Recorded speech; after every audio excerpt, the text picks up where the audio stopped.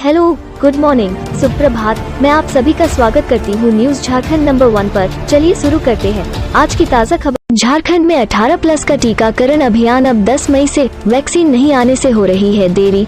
झारखंड में 1 मई से 18+ का टीकाकरण अभियान अब मई से होने की संभावना है।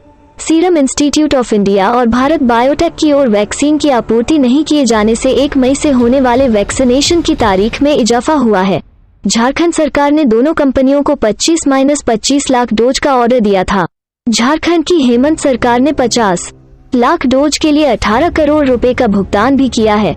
इसके बावजूद कंपनियों ने कहा है कि फिलहाल वैक्सीन की आपूर्ति संभव नहीं है, इसी कारण 1 मई से टीकाकरण नहीं हो पाया। हालांकि स्वास्थ्य विभाग द्वारा सभी जिलों में इसकी तैयारी पूरी कर ली गई थी। अगली खबर, टाटा मोटर्स में 2 दिन का ब्लॉक क्लोजर बढ़ा। अब 6 मई को खुलेगी कंपनी, 2 लाख मजदूर होंगे प्रभावित। टाटा मोटर्स जमशेदपुर प्लांट में प्रबंधन ने 2 दिन 4 व 5 मई 2021 का ब्लॉक क्लोजर, कंपनी के शब्दों में सस्पेंशन ऑफ वर्क, बढ़ा दिया है। शनिवार को टाटा मोटर्स के प्लांट हेड विशाल बादशाह के आदेश से इस संबंध में सर्कुलर जारी किया गया है।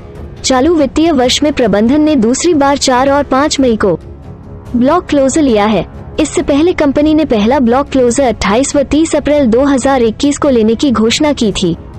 अगली खबर, मतगणना केंद्र में सुरक्षा के पुख्ता बंदोबस्त, वैक्सीन की दूसरी डोज के प्रमाण पत्र के बिना नहीं मिलेगी एंट्री।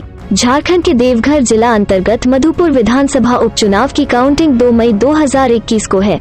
इसके लिए कुंडा थाना क्षेत्र के तपोवन रोड स्थित नए संप्रेषण गृह कम्युनिकेशन हाउस में स्ट्रॉन्ग रूम बनाया गया है। काउंटिंग में सुरक्षा को लेकर जिला प्रशासन ने पर्याप्त संख्या में मजिस्ट्रेट सहित पदाधिकारी व पुलिस कर्मियों को ड्यूटी पर लगाया गया है। स्ट्रॉन्ग रूम परिसर के आसपास चाक चौबंद सुरक्षा व्यवस्था है। 2 मई को सुबह 8 बजे से काउंटिंग शुरू होगी। इसके पूर्व मतगणना कर्मियों के अलावा कैंडिडेट सहित उनके एजेंट आदि की पहचान कर एंट्री दी जाएगी। काउंटिंग स्थल में एंट्री के लिए सभी के पास के साथ साथ कोविड वैक्सीनेशन के प्रमाण पत्र या की जांच रिपोर्ट दिखाना होगा।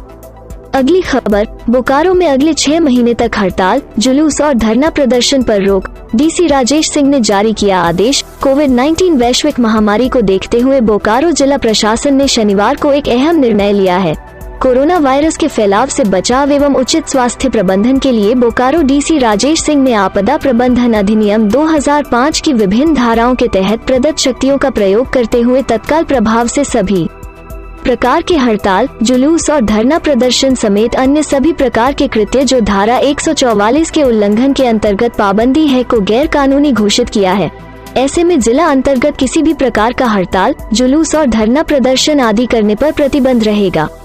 अगली खबर, सीआईडी ने रांची में रेमडेसिविर कालाबाजारी मामले की जांच शुरू की। रिमांड पर लेकर आरोपी राजीव सिंह से फिर होगी पूछताछ। रेमडेसिविर इंजेक्शन की कालाबाजारी को लेकर राजधानी रांची के कोतवाली थाना में दर्ज केस का चार्ज लेने के बाद सीआईडी ने शुक्रवार से जांच शुरू कर दी है। सीआईडी की टीम ने अनुसंधान के दौरान सबसे पहले पुलिस और औषधि निरीक्षक टीम द्वारा एकत्र साक्ष्य का विश्लेषण किया। घटना के दिन मुख्य आरोपी राजीव कुमार सिंह द्वारा रेमडेसिविर देने से संबंधित तैयार वीडियो को देखा।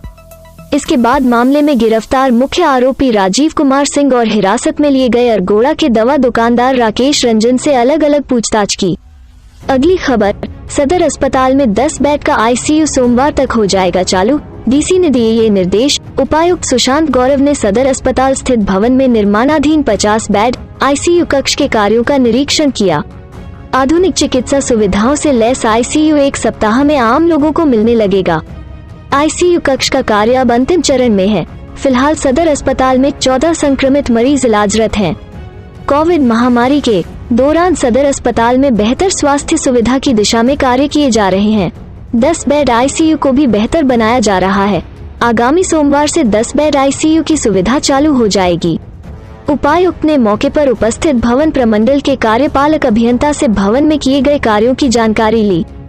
अगली खबर, नहर से पानी नहीं छोड़े जाने से सूख रही है फसल, चिंतित है किसान। जिला प्रशासन से कर रहे हैं पानी छोड़ने की मांग। कैरो व भंडरा प्रखंड की सीमा पर बने नंदनी जलाशय से न सिर्फ कैरो व भंडरा प्रखंड के लोगों को सिंचाई सुविधा मिलती है, बल्कि लोहरदगा प्रखंड के भी कई गाँव के किसान इससे लाभान्वित होते हैं।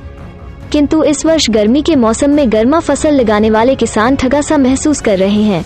नहर में समुचित पानी नहीं छोड़े जाने के कारण सदर प्रखंड के बंसरी गांव निवासी रुस्तम अंसारी, अजमत अंसारी, नेहला उरांव, बिरसा उरांव, बसीर अंसारी व बलराम उरांव द्वारा की गई सब्जी की खेती सूख रही है।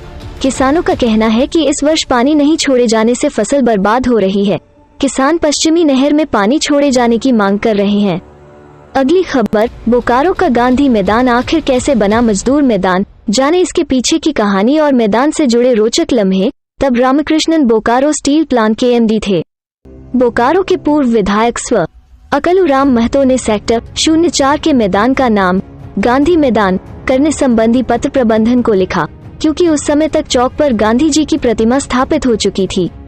उस समय एटक के गया सिंह ने उस मैदान में मजदूरों की सभा की। श्री सिंह ने ही मैदान को मजदूर मैदान कहना शुरू किया। उसके बाद धीरे धीरे सभी इस मैदान को मजदूर मैदान से ही पुकारने लगे। तभी से इसका नाम मजदूर मैदान पड़ गया। बोकारो स्टील सिटी में कभी मजदूर एकता की मिसाल बना सेक्टर 04 का मजदूर मैदान वर्तमान में अपने नाम के मतलब को तलाश रहा है। मजदूर मैदान में अब मजदूरों से संबंधित कोई प्रोग्राम नहीं हो रहा है, न कोई बैठक न कोई चर्चा। अगली खबर, रांची के बुढ़मू में एक मां के 9 वर्षीय बेटे की संदिग्ध स्थिति में मौत, कैसे घटी ये घटना। थाना क्षेत्र के लोथमाना गांव के समीप नामकुम थाना क्षेत्र के रामपुर निवासी रामवृत उरांव के पुत्र जितेंद्र उरांव की मृत्यु हो गई। सूचना पाकर पुलिस मौके पर पहुंची और शव को पोस्टमार्टम के लिए रिम्स भेज दिया। जितेंद्र की मां बीना बारा ने बताया कि 27 अप्रैल को रामपुर से एक मेहमान के घर जाने के लिए अपने लड़के जितेंद्र के साथ निकली थी और मेहमान के घर से अपने घर वापस जाने के दौरान रास्ता भटककर शुक्रवार रात में मुरुपीरी पहुंच गई। जितेंद्र को पीठ में बेतरा किया और मुरुपीरी से रात में पैदल ही लोथमाना की ओर चल दी। कुछ दूर चलने के बाद जब जितेंद्र को बेतरा से नीचे उतारा तो देखा कि उसकी मौत हो चुकी है और आधी रात से ही लोथमाना गांव के पास एक टूटी झोपड़ी में रुकी हुई है। अगली खबर, मौसम का मिजाज बदलने से खुशनुमा हुआ मौसम, जाने कब तक ऐसा ही रहेगा मौसम का हाल। राजधानी रांची सहित राज्य के कई जिलों में शुक्रवार को मौसम में बदलाव दिखा। शाम 4 बजे ही आसमान पर काले बादल आ गए। इससे कुछ देर के लिए अंधेरा छा गया। सड़कों की स्ट्रीट लाइटें भी जल उठी। वहीं ठंडी हवा चलने से लोगों को गर्मी से राहत मिली। शाम में मौसम खुशनुमा बन गया। राजधानी में गर्जन और तेज हवा के साथ हल्की।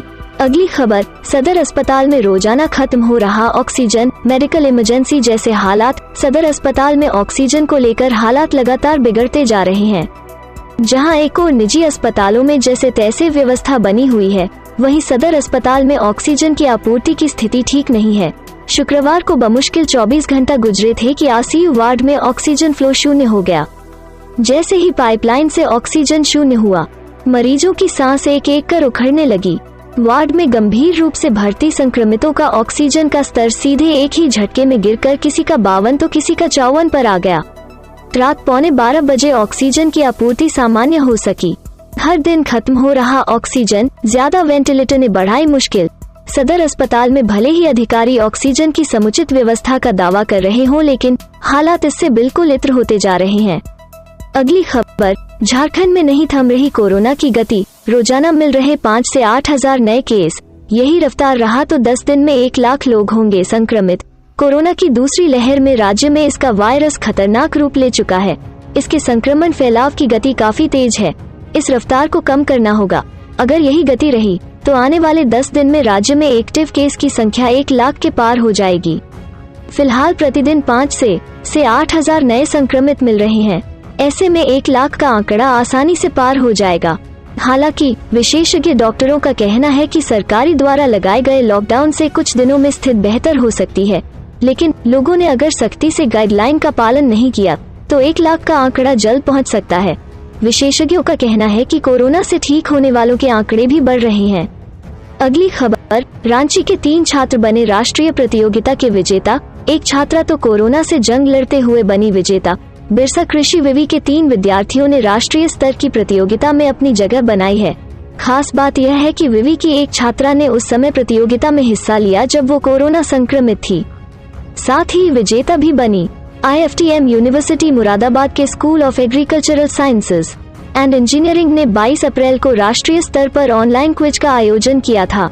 अर्थ डे पर आयोजित इस प्रतियोगिता में देश भर के कृषि विवि के विद्यार्थियों ने हिस्सा लिया। इनमें बिरसा कृषि विवि के 25 विद्यार्थी शामिल हुए। विजेताओं की घोषणा गुरुवार को की गई। 5 विजेताओं में 3 बिरसा कृषि विवि के हैं। सभी विद्यार्थी विवि अंतर्गत कॉलेज ऑफ हॉर्टिकल्चर के हैं। अगली खबर, मतगणना के लिए बनाए गए 3 हॉल में 21 टेबल, सीसीटीवी से होगी मॉनिटरिंग। कुछ ऐसी है मतगणना केंद्रों पर तैयारी। मधुपुर विधानसभा उपचुनाव की मतगणना 2 मई की सुबह से शुरू होगी।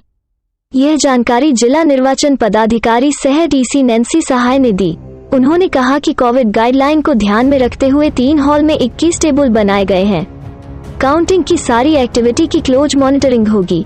जिला निर्वाचन पदाधिकारी ने कहा कि भारत निर्वाचन आयोग के निर्देशानुसार बिना कोविड टेस्ट रिपोर्ट व वैक्सीनेशन के दूसरी डोज के सर्टिफिकेट के मतगणना केंद्र में प्रवेश की अनुमति नहीं होगी।